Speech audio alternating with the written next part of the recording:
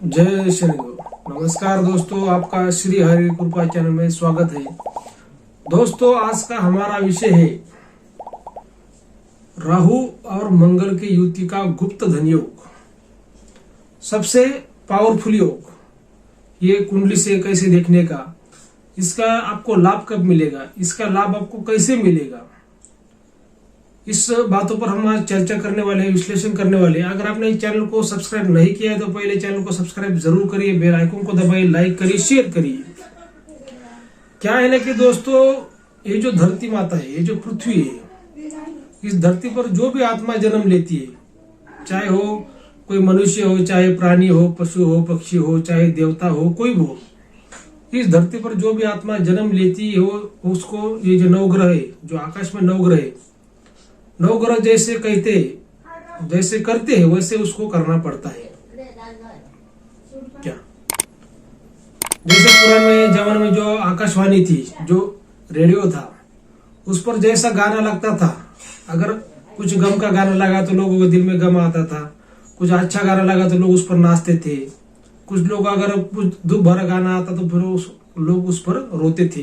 मतलब जैसे वो जो नवग्रह जैसा वो करते हैं वैसे ही हमारी बुद्धि का परिवर्तन होता है और वैसे हमारे साथ घटना घटित होती है। और कोई भी आत्मा जो पृथ्वी पर जन्म लेती है, उसको जो उसके जो कर्म है, जो कुछ उसका पाप है, जो उसका कुछ पुण्य है, वो पाप पुण्य का सुख दुख को भोगने के लिए उसको ये धरती पर जन्म मिलता है। चाहे कोई भी हो, भगवान हो, मनुष्य हो, कोई भी हो। तो क्या है दोस्तों कि जो कुंडली में गुप्त धन योग बनता है, वो राहु और मंगल की युति का गुप्त धन बनता है। राहु और मंगल की जो युति है वो सबसे बड़ी पावरफुल है। इस ब्रह्मांड में राहु मंगल की युति के बिना दूसरी कोई भी युति इतनी पावरफुल नहीं होती। क्योंकि क्या है कि देखिए, राहु गुप्त धन का कारक है और जो मंगल है वो भूमि का कारक है। और गुप्त धन कहाँ पर मिलता है, जो गड़ा हुआ धन खजाना कहाँ पर मिलता है, जमीन के अंदर मिलता है। क्योंकि पहले जमाने में जो बैंक नहीं थे, लोग क्या करते थे कि किसी मटके में, किसी संदूक में, किसी पेटी में भरकर जो खजाना था, जो पैसा था, जो सिक्के थे, जमीन के अंदर वो गाड़ देते थे। तो राहु है, गुप्त धन का कारक राहु है और भूमि का कारक मंगल देव है। जब इनकी दोनों की युति होती है तो ये बहुत पावरफुल होती है। लेकिन ये युति कहाँ पर होनी चाहिए, किस राशि में होनी चाहिए, इसका लाभ कैसे लेने का, ये आपको मैं विस्तार से आज बताने वाला हूँ। हो सकता है कि हमारा थोड़ा वीडियो लंबा हो जाए, लेकिन ध्यान से देखिए, वीडियो पूरा देखिए। देखिए, ये जो अभी जो चल रहा है ये कलयुग है। कलयुग में क्या है कि मोह माया का प्रभाव ज्यादा है, लोगों के दिल में, मन में लालच ज्यादा है, स्वार्थ ज्यादा है और हर किसी को पैसे की जरूरत है। क्योंकि पैसे के बिना ये दुनिया नहीं चलेगी। और जिसके पास पैसा है उसको ही मान सम्मान मिलता है, उसको ही प्यार मिलता है। हम तो बार बार हमेशा ये कहते हैं कि आपका परिवार ही आपका गुप्त धन है, आपके माता पिता, आपके बीबी बच्चे, यही आपका गुप्त धन है। लेकिन ये परिवार चलाने के लिए भी धन लगता है, पैसा लगता है। अगर आप परिवार में पैसा नहीं लाते, पैसा नहीं कमाते, तो आपको मान सम्मान घर के लोग देते भी नहीं। ये भी बात उतनी ही सच है। अगर किसी घर का बड़ा बेटा पैसा कमाता है और छोटा बेटा पैसा कमाता नहीं, तो घर के माता पिता बड़े बेटों को सम्मान देते, छोटे को नहीं देते। या छोटा कमाता है, बड़ा नहीं कमाता, फिर छोटे को सम्मान देते, बड़े को नहीं देते। हालांकि उनके दिल में प्यार होता है, बच्चों के लिए प्यार होता है। माता पिता के दिल में जो प्यार होता है वो निस्वार्थ प्यार है। वो मतलब उनसे बड़ा प्यार दुनिया में कोई भी आपको दे नहीं सकता, ये तो बात सच है। लेकिन फिर भी पैसे का महत्व है। हर घर में, हर देश में, हर मोहल्ले में, हर शहर में पैसे का महत्व है। जो भी आपके जितने भी नाते रिश्ते हैं उसमें भी पैसे का महत्व होता है। तो क्या है कि स्वार्थ रखना बहुत जरूरी है। क्योंकि स्वार्थ के बिना तो आपकी जिंदगी नहीं चलेगी। क्या लेकिन कैसा कि किसी का नुकसान ना हो, किसी के साथ फ्रॉड ना हो, किसी के साथ धोखा ना हो, ऐसा स्वार्थ नहीं करना चाहिए। अच्छा काम करना चाहिए और जो काम कानून में बैठता है वही काम करना चाहिए। कानून के खिलाफ कोई भी काम करना नहीं चाहिए। ये हमारे चैनल का आपको संदेश है। लेकिन क्या है दोस्तों कि देखिए, अब ये कलयुग है। आपको हर बात को, हर ग्रह के तत्वों का आपको समझना पड़ेगा। अभी जितने भी जो लोग हैं वो शॉर्टकट में पैसा कमाना चाहते हैं। क्या जितने भी लोग देखिए, गुप्त धन यानी शॉर्टकट में मिलने वाला धन है। ये तो मतलब किसी आपके भी कोई खानदान का नहीं है और किसी के खानदान का नहीं है। तो ये मतलब फोकट में मिलने वाला धन है, शॉर्टकट में मिलने वाला धन है।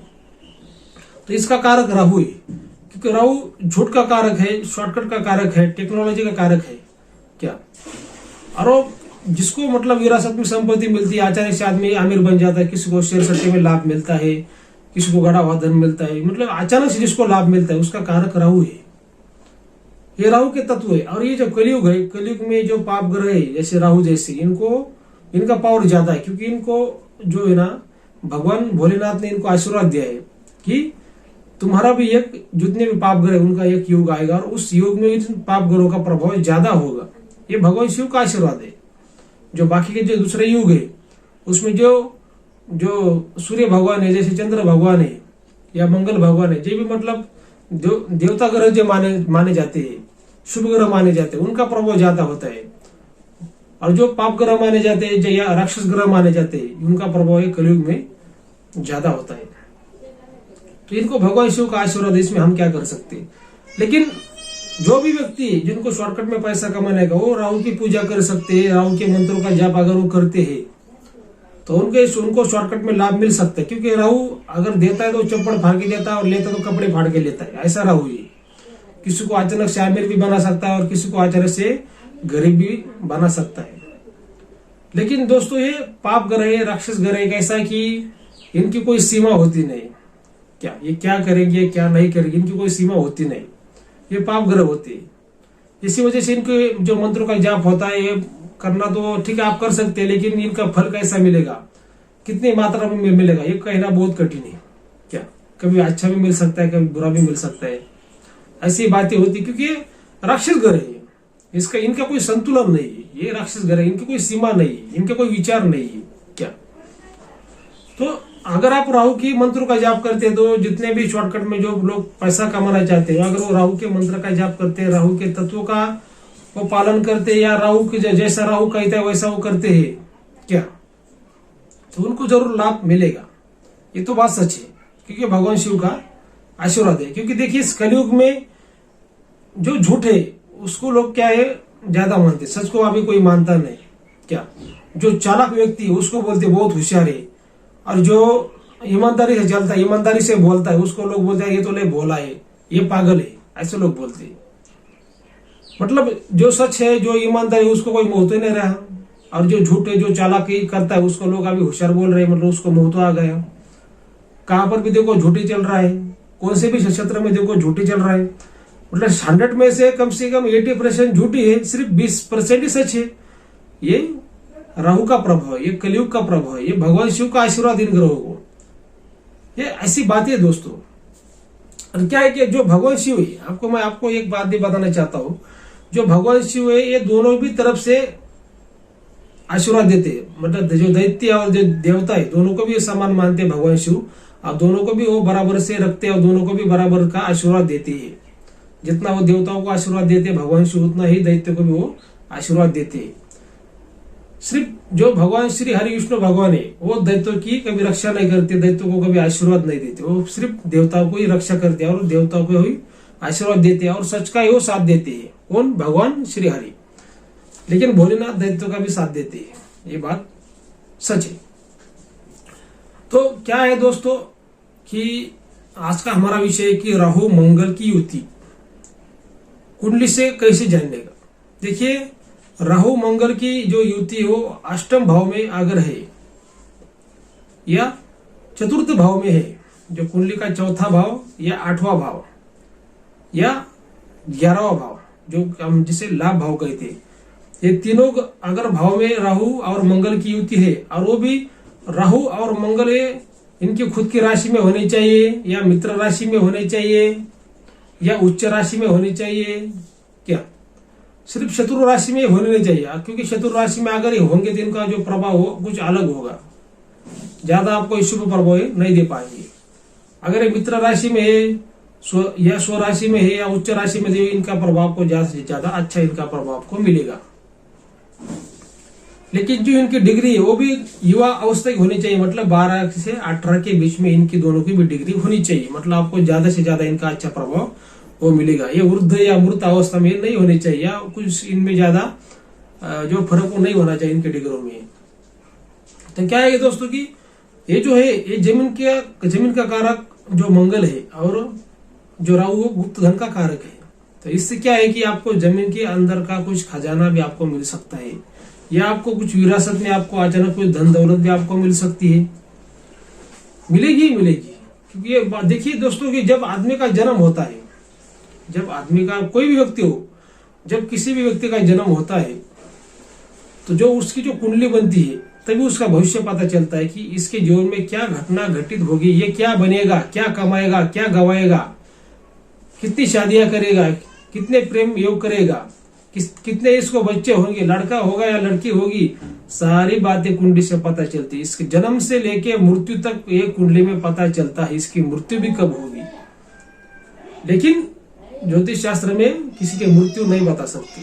इसमें क्या होता है कि जो पंडित होता है उसका आधा पुण्य चला जाता है, और जिसको बताएगा उसका आधा पाप उस पंडित को आता है, इसलिए मृत्यु नहीं बता सकती।